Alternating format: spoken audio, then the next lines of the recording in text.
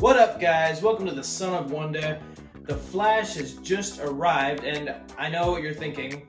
Son of Wonder, you already did a review for that movie. I did. But the movie itself, without spoilers, brings up a few questions about where the DCU is exactly headed, and a lot of people are confused. So I thought I'd do DC Discussions Part 2, the sequel. So let's conversationalize. Alright, guys, so assume spoilers for every DC project you've ever thought of. Just go ahead and assume that, especially the recent ones, because I'm going to be getting into them. That's largely what this video is about, is talking about DC, theorizing what direction they're exactly taking and what's going on, because even though I absolutely love The Flash, and I've seen it a second time now, I still love it, I still have a lot of questions. So, given that, this is DC Discussions Part 2. My original DC Discussions video, you can check that out in the link below. My original DC Discussions video I did around when the channel was first starting, so it's not as high quality.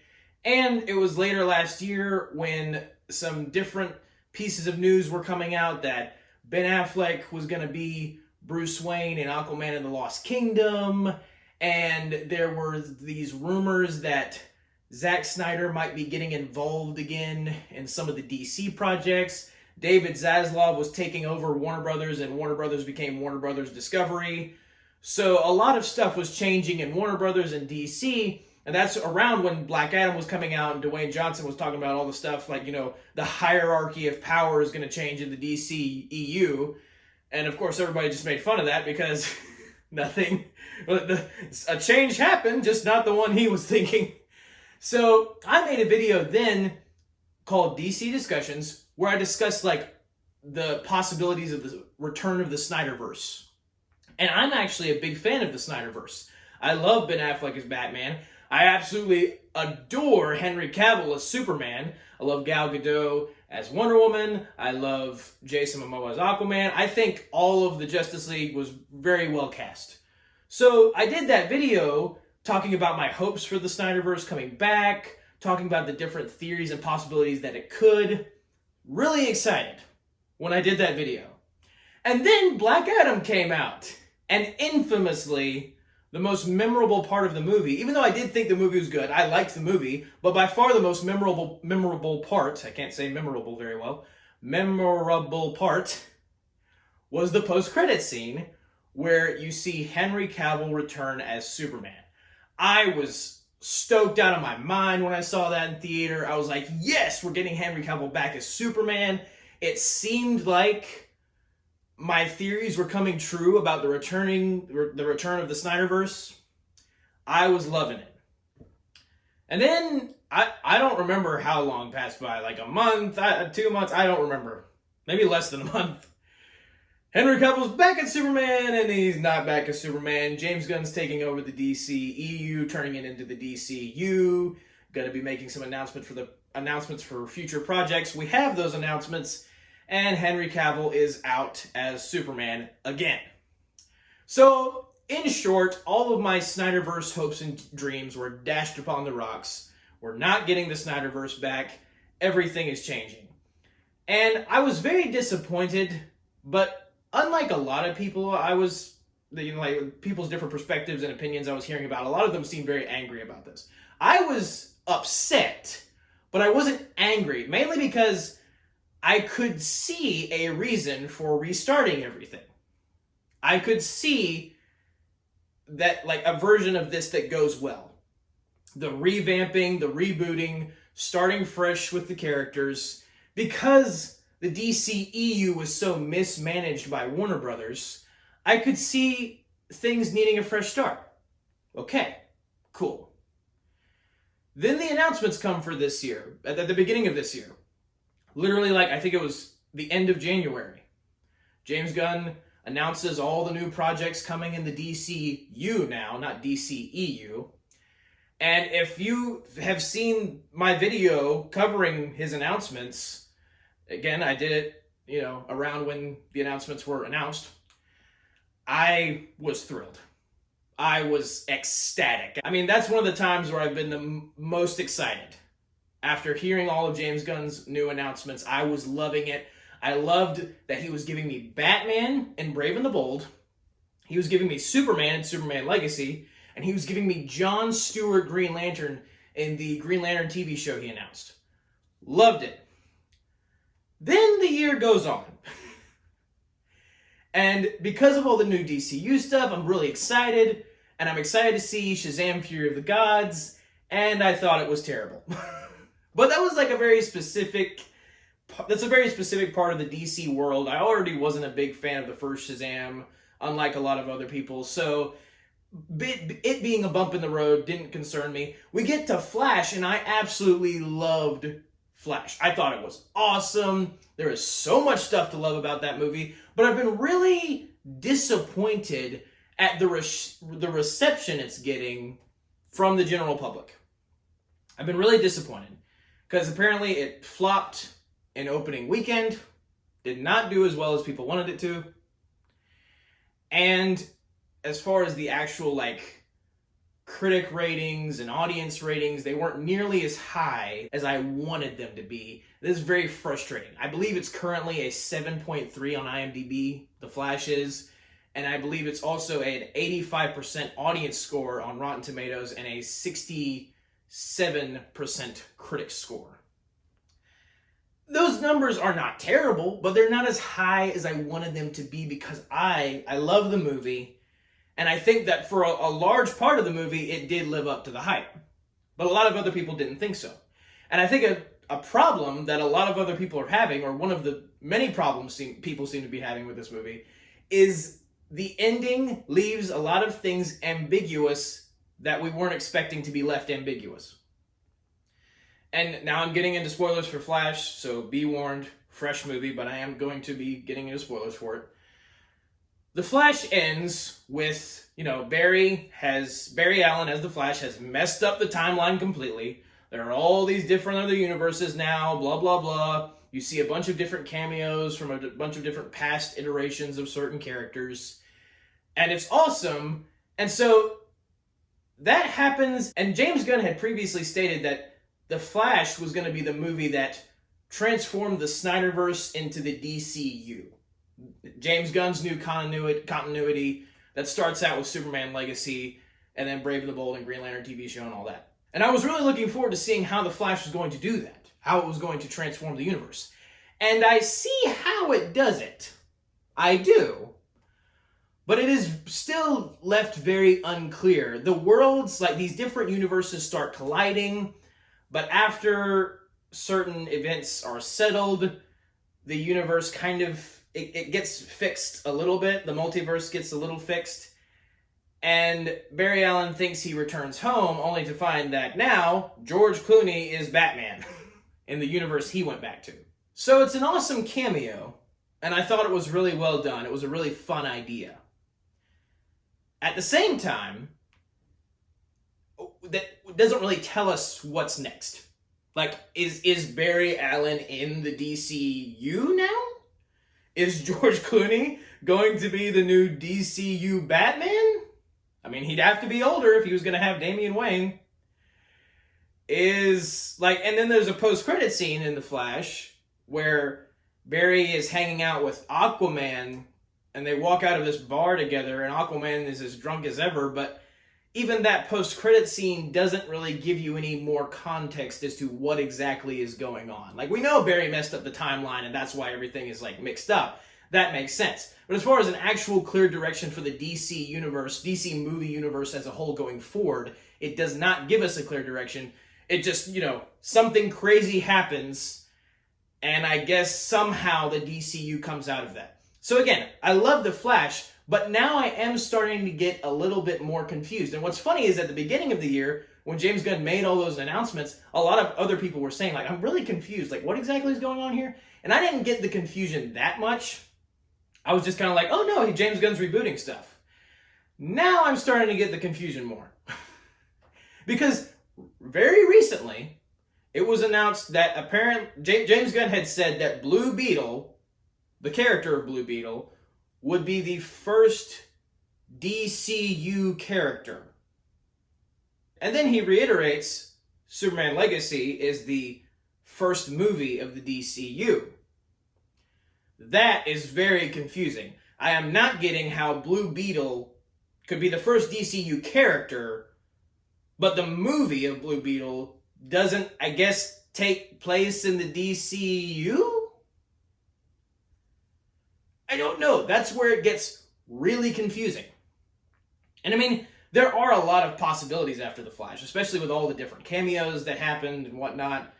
A lot of different possibilities, but at the same time, it really would be nice to have a clear direction for what is going on right now. Like, again, did Barry end up back in the DCU?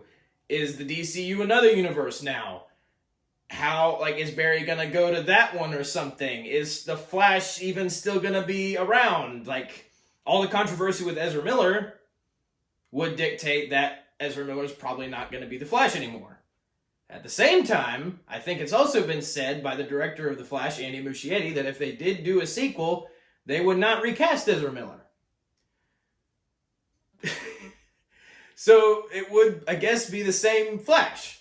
It's just lots of different stuff going on right now. Lots of different stuff. And I feel like in a way that has affected negatively The Flash as a movie just by itself. Because everybody's focusing on, okay, yeah, sure, the movie was good, but what does it mean? Like, what is it telling us about the universe going forward? Because that's what everybody was expecting, and we didn't really get it. We didn't really get what everybody was expecting.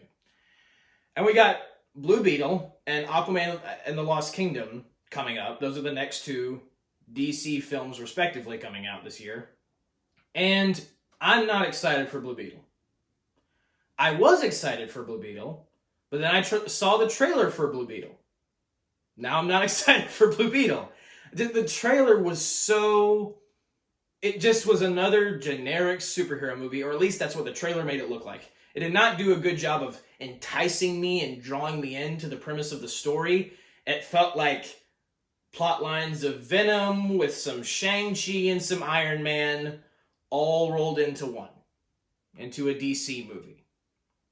Not and like the trailer shows like Blue Beetle and his family getting involved with like teaming up with him, and they're all gonna fight somebody. It's a few no-name bad guys, it would seem, and it doesn't sound interesting to me at all. Aquaman and the Lost Kingdom, however, I am excited for still. I've heard some comments from the director that make me a little skeptical, and the problem is they've reshot this movie at this point to death. I mean, at least from the information I have gathered, this movie has changed dramatically from its original, possibly its original conception, creation, to now. I have no idea what the movie's going to look like at this point. And I'm one of the few people that actually absolutely loved the first Aquaman. It's pretty high up there in my favorite superhero movies list. So I was really excited for Aquaman and the Lost Kingdom. At the same time, the first Aquaman captures like a certain magic of like, it has some campiness, but it plays it dead serious. So it's like, it balances out. And it's like, I know in some way I would argue it's kind of a better version of what Joel Schumacher was trying to go for with his Batman movies. It's like a perfect tone that the movie is silly in some regard, but it's the perfect superhero movie, like unashamedly superhero movie. It's not trying to be grounded in any way. And it actually plays really well, at least it did for me. I'm worried that because of all the reshoots, all of that is going to get lost in translation when all of us end up finally seeing Aquaman and the Lost Kingdom. I'm significantly worried about that. And I think the other frustrating thing is that back to Flash, there was so much in that movie that I absolutely loved, like I said. But it's almost a situation of, I liked that too much, to the point where I don't really want to see things change. Like, I think we're good where we are. Like like I said previously, echoing my, my hopes for the return of the Snyderverse and all that, I love Ben Affleck as Batman. I love Gal Gadot as Wonder Woman. I love Ezra Miller as the Flash. Okay, I gotta just come out there and say it. I love Ezra Miller as the Flash. I think he's a perfect fit for him. I think so. As an actor, I think he's a perfect fit for him. I love Jason Momoa as Aquaman. And I liked Ray Fisher as Cyborg. I thought it worked with his character as well in both Justice Leagues. So at one time I could understand, well, a lot of these actors really don't want to play these roles anymore because Warner Brothers burned some bridges, and so we're going to have to reboot. But after seeing The Flash, I really do wonder to myself, I'm like, would it have been so hard to restore the Snyderverse? Or at least keep the Snyder version of the characters? At least keep the actors. Because Henry Cavill wanted to come back. Otherwise, he wouldn't have reintroduced himself as Superman in Black Adam. He wanted to come back as Superman. Gal Gadot, twice now, in the recent DC movies, has made a cameo. She made a cameo in Shazam! Fury of the Gods, and she makes a cameo in The Flash. Ben Affleck is back as Batman in The Flash. Jason Momoa makes an appearance as Aquaman in The Flash's post-credits scene and has a sequel on the way to his film. And I guess the only two actors we aren't sure if they would have continued their characters are Ezra Miller and Ray Fisher as Victor Stone / Cyborg. But the fact that these actors seem to be willing to come back into these roles, they don't seem to be that abrasive towards the idea, really kind of weirds me out in the sense of like, okay, well, if it was this easy to get the Justice League together, why are we rebooting things? And again, I was excited for the reboot. I'm still excited for the reboot. I'm very excited. But, again, mainly after seeing Flash, it's like, okay, it starts out with Flash, and he's teaming up with Justice League members. This is awesome. The Justice League seems to be established in this world. There are other heroes doing their thing, fighting crime, saving people's lives, saving people from natural disasters and stuff like that. Barry Allen sees on the news, at the beginning of the movie, he sees Superman, presumably Henry Cavill Superman, stopping a volcano from destroying a town or a city or something. Just like, this is perfect. We didn't need to change this. Like, so what if the Snyderverse had some bumps in the road? At least it seems from my perspective that you could very easily, if you wanted to, hey, Ben Affleck, you want to be Batman now? And we promise to not mess things up? Sure. Hey, Gal Gadot, you want to keep being Wonder Woman? Yeah, sure. Hey, Jason Momoa, want to keep being Aquaman? Hey, let's do it. It doesn't seem that hard anymore. It no longer seems as hard as it did before to get the band back together. That is really frustrating. Another thing that is frustrating is that one of the best, if not the best parts of the entire Flash movie is Michael Keaton as Batman. Hands down. They nailed the Bruce Wayne dialogue. Batman dialogue when it comes to like him discussing stuff with really just anyone, Alfred or other heroes or, people he's saving, anything like that. Batman dialogue is incredibly important. Something specifically like Batman the Animated Series, Justice League, and Justice League Unlimited absolutely nailed. Paul Dini specifically was one of the writers for Batman the Animated Series and both Justice League cartoons. He just knew how to write Batman dialogue. All of those writers did. And so at least from my point of view, the writers of this movie really seem to get the character of Batman. The director, Andy Muschietti, is great at directing Batman fight sequences and just Batman being awesome in general. Which is why at this point, as of now, it seems like a pretty safe bet that Andy Muschietti is going to be in the director's seat for Brave and the Bold. Brave and the Bold already was my most anticipated project from here on out when it was announced. And now that the same guy who directed Flash is going to direct that movie and did such a good job with the Batman stuff, that's a no-brainer.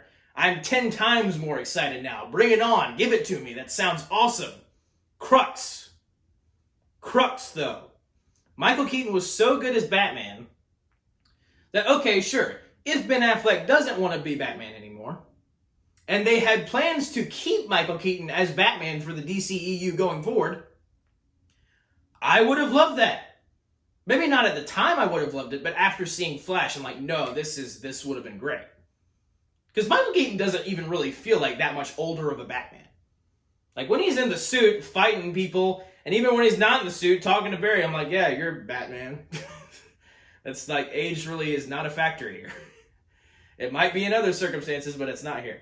So it is a very bittersweet scenario that we're in right now, because I do feel like of my three favorite franchises, DC, Marvel, Star Wars, three favorite universes, all equal. I love them all the same. I wholeheartedly believe that DC is actually in the best position because they at least have a clear heading. Star Wars and Marvel, like, Marvel has a clear heading, but it hasn't been going well at all, and Star Wars doesn't seem to have a clear heading. I don't care if they announced a few new movies. It doesn't seem like I don't know if it's even going to happen.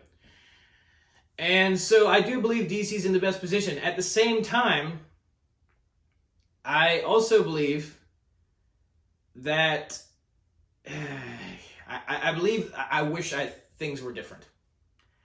I believe that there are decisions that Warner Brothers as a company could have made to avoid all of this confusion, to avoid all of this DC chaos. That's the frustrating part. Like I said, I am very excited for the DC reboot, the DCU going forward. I'm really glad they seem to have a clear direction. They seem to have, they're at least seem, I've said seem a lot in this video, they at least seem to have an overarching story that they're going to tell, like they did with the first three phases of the MCU. And I'm excited for it. I'm here for it. But I do wish, especially after seeing Flash, I do wish that they kind of would have just, they had their bumps in the road with Justice League and they made some bad decisions. Continue the Justice League. You have one. You've built one. The Snyder Cut was very well received. So I feel like they just kind of took their keys to success and then threw it out the window. Which, I mean, they kind of have another key now with James Gunn doing the DCU. I have faith. I am very excited for that, like I said. But their original key to success, they didn't do, I don't think they made the right choice. I don't think they did the right thing with. So, that's my crux. On the positive side, I do feel like because, especially with Flash, because they've established the multiverse, the DC multiverse. Marvel's multiverse has been established. The DC has officially established their multiverse.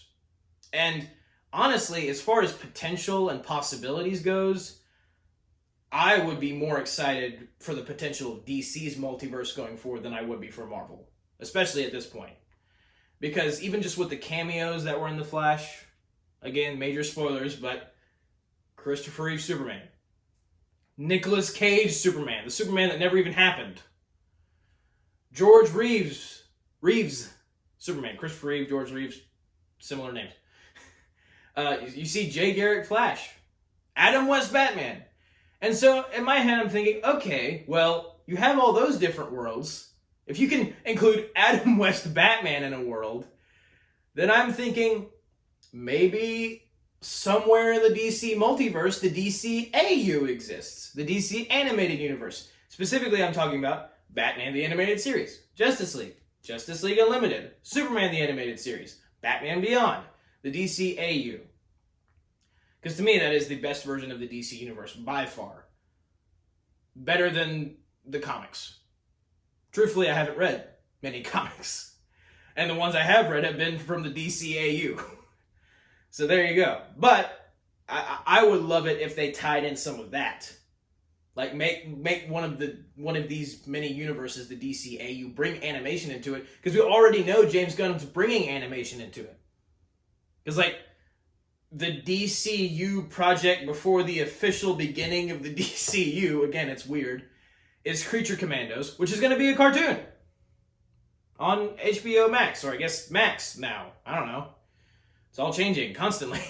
like the Star Wars movies, like they announce one and then no, that's not happening. So possibilities like that Like a Kevin Conroy Batman and a Mark Hamill Joker being in the same multiversal realm as the Snyderverse and the DCU and all that. Possibilities like that really excite me. And I mean, we never would have thought, like for Marvel, like I said in my Flash review, we never would have thought that Andrew Garfield would come back as Spider-Man, Tobey Maguire would come back as Spider-Man, and be able to team up with Tom Holland's Spider-Man and fight all their old villains. Never would have thought that would have happened. Never would have thought that Michael Keaton would come back as Batman. So, just because these actors aren't going to like consistently continue being these characters anymore, just because Ben Affleck's not going to be Batman officially anymore, and so on, that doesn't mean we won't see them ever again. In fact, I guarantee you, at some point, we're going to see a cameo from Henry Cavill as a version of Superman. At some point. Probably the same is going to go for Wonder Woman and Batman and Flash and all these different ones. Because I feel like these actors at some point always are going to come back to these roles. At some point. In some way, shape, form, or fashion, they're going to come back. Because that just seems to have been the way of things, especially for the past 10 years when we have all these legacy actors returning. And the unfortunate part is that most of them, I would say, most of the returning actors, their talent has been wasted with the new projects, especially Star Wars. Star Wars is like the main example. We got Harrison Ford coming back as Indiana Jones. And I think one of the few times it's actually been done well is Michael Keaton coming back as Batman. It really is bittersweet. Because lots of prospects James Gunn offered, I ate them up. I was like, yes, you're giving me Batman, you're giving me Superman, you're giving me Green Lantern. Green Lantern hasn't been used at all since Ryan Reynolds' Green Lantern. So yes, I'm excited. That's a rich part of the DC universe, is the Green Lantern part of the DC universe. But at the same time, I'm just like, well, you had a Justice League, though. And they seem to most of them seem to be willing enough to return. And maybe I am overstating it. Maybe I'm overthinking things, because maybe it's just as simple as, oh yeah, Ben Affleck and Gal Gadot were willing to be in this movie for a little bit, but they don't want to be there forever. Maybe that's exactly what it is. It just from the surface level, watching these movies, it really does seem like, oh, so you could have gone with what you were going for.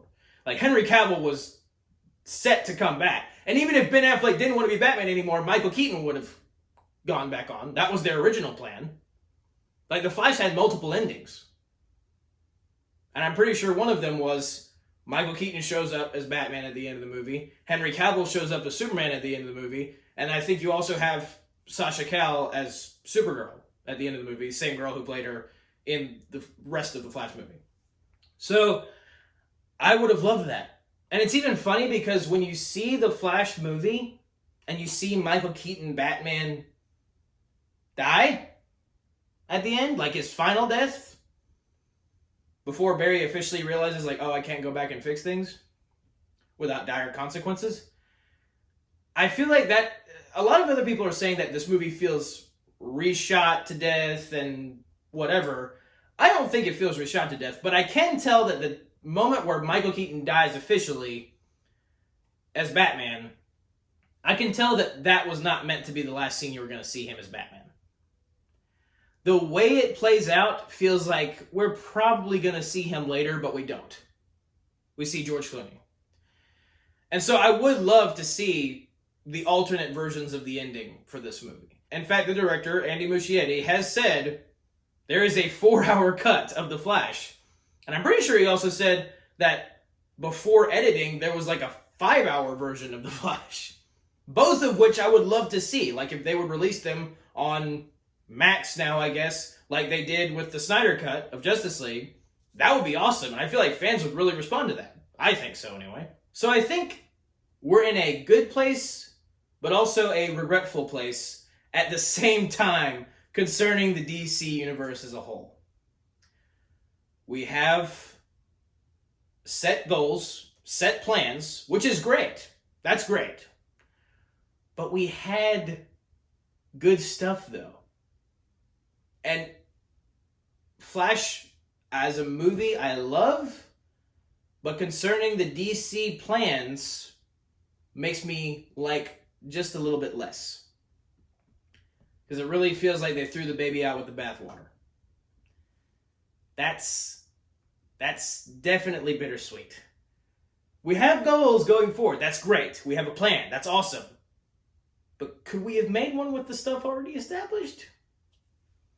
That's debatable. It's subjective. Everybody's going to have their own take on that. Some people probably didn't even like these actors in the roles. I would say most people did, though. So, I don't know. I have my own wishes and desires. I wish certain things would have gone differently.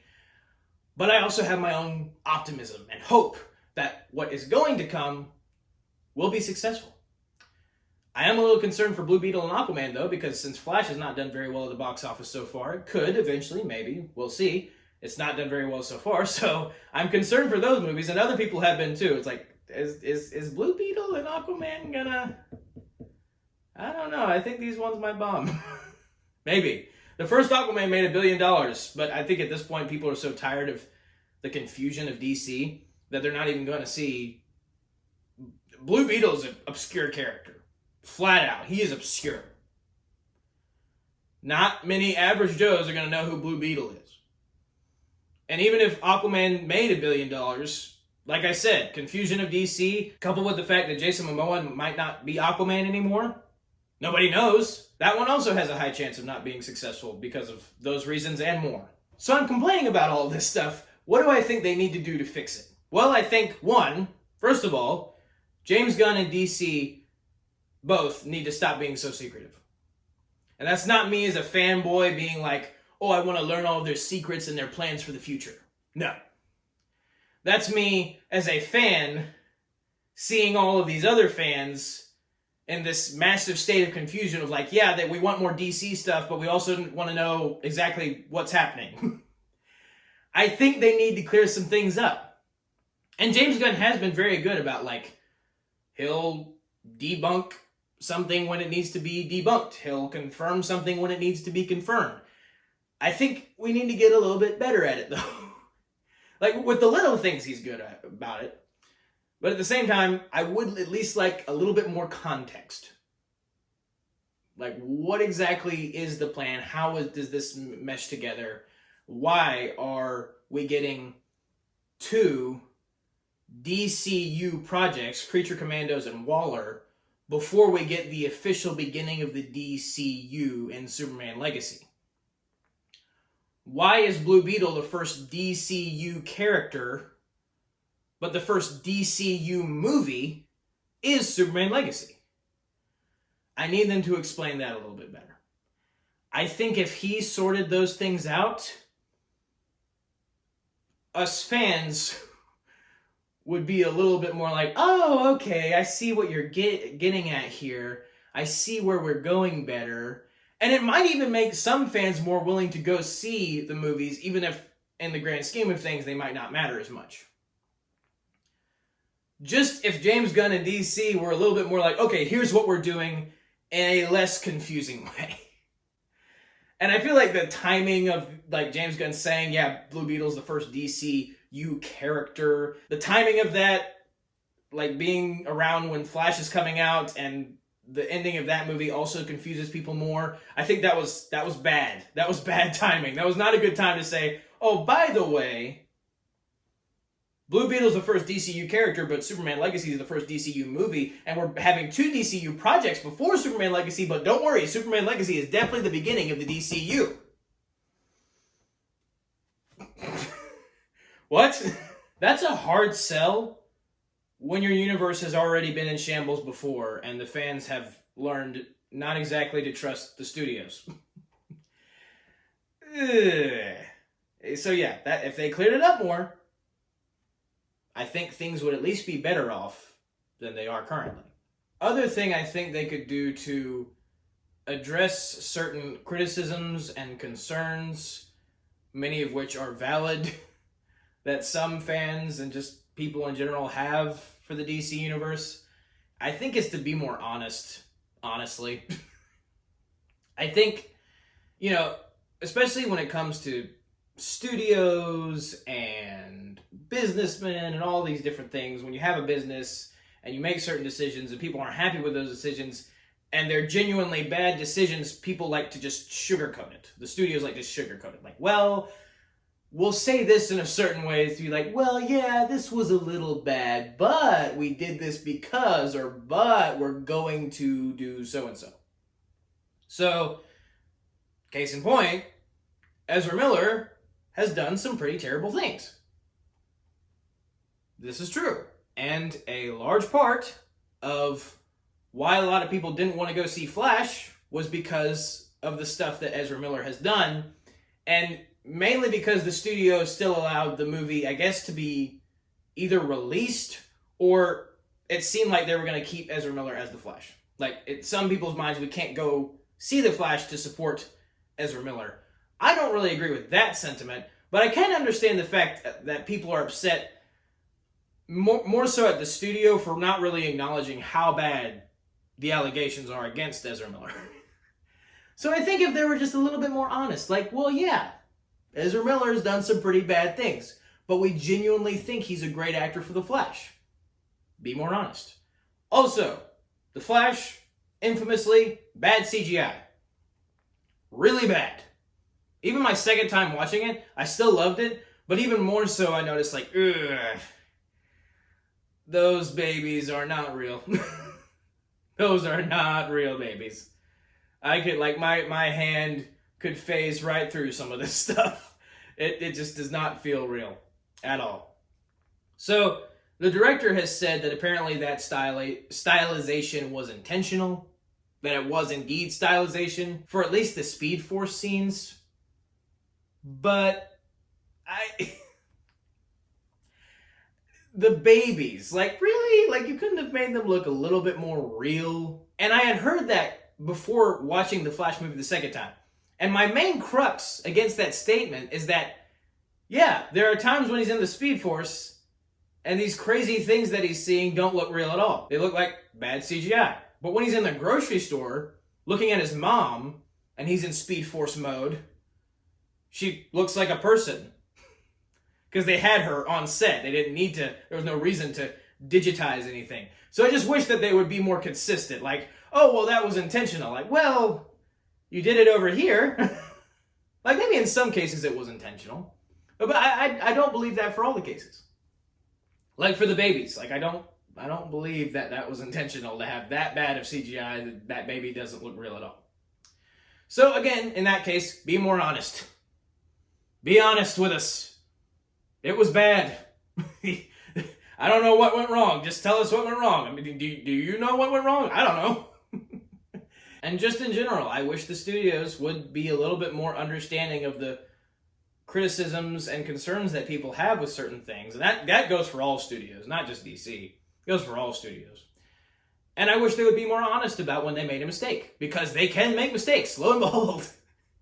They might not think they can, but they can. I also think that, and this can't be helped now, but shout out to Sean Chandler Talks About. I watch his channel a lot. Great YouTuber. And he made this point that I wholeheartedly agree with.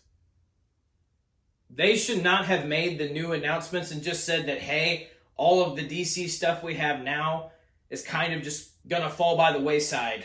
And then we're gonna do some new DCU stuff that actually matters. They should not have said that at the beginning of this year, before they had these older DCU projects, before everything was changed, coming out this year.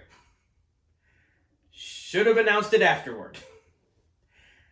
And I think that would have gone better in every way. Because we would have seen Flash, and we would have been like, oh, well, I wonder what that exactly means for the DC universe. Like, are things going to change going forward? We see Blue Beetle. Maybe things are a little different in that movie. Maybe there's some other implications. Same thing with Aquaman and the Lost Kingdom. And then James Gunn comes out and says, we're changing everything. 2025, Superman Legacy. Official beginning of the DCU. Flash changed everything. We're in some different territory now. Different worlds are happening. And we're not going to have shows that are DCU shows before the official beginning of the DCU come out before Superman Legacy. Those are going to come out after. That to me would have been the right way to do it. That would have been the simple way to do it. To make everything a little bit less confusing. Imply some stuff, but don't flat out say, don't tell us what the Christmas present is before we open it. You spoiled the whole thing. It's like, oh, is Flash going to change things? Well, yeah, yes, now we know they're going to change stuff. But they don't give enough of a clear direction to be like excited for what's coming next because we don't know what's coming next. So in that regard, I think they failed. But like I've said many times already in this video, I'm still optimistic for what is going forward. I just wish they had made some better decisions.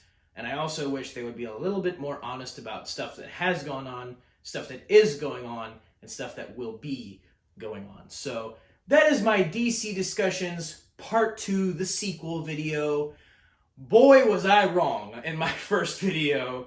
If you want to go back and watch that one, you can. DC Discussions, I'm talking all about the Snyderverse, how I'm excited for its potential return. It didn't happen, obviously. But it's fun to be along for the ride. And like when I'm wrong, like I can look back and say, oh yeah, that was very wrong. This actually happened. And then there's a very likely chance that there's going to be a DC Discussions Part 3, the threequel. And I'm going to look back at this video and be like, wow, I was really wrong. They didn't do that at all. Instead, they did something either extremely worse or extremely better. I'm hoping it's the latter. But thank you guys for watching. Have a very blessed day. May the Lord be with you. May the Force be with you. Goodbye. And one last thing. Ode to DC. I love you. I'm excited for what you have in store. But please, for the love of all that is good, get your crap together, and that's a wrap. Weighed with the fact that Jason Momoa